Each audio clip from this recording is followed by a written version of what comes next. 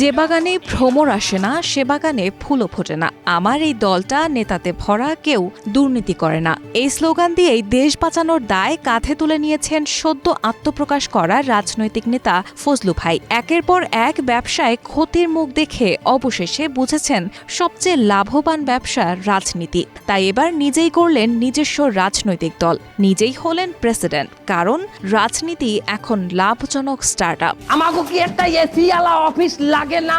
হ্যাঁ লাগে। দখল দাও।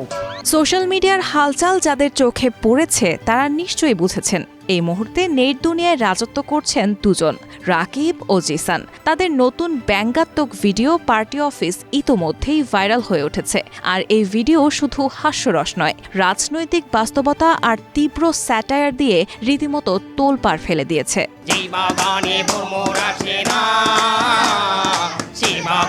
ভিডিওর শুরুতেই দেখা যায় সাদা পাঞ্জাবি আর নীল কোটে সজ্জিত হয়ে শহরের রাজপথে নেতার ভঙ্গিতে হেঁটে আসছে ফজলু ভাই ও তার অনুসারীরা। স্লোগানে স্লোগানে তারা জানিয়ে দিচ্ছে শহরে এখন নতুন নেতার আগমন হয়েছে।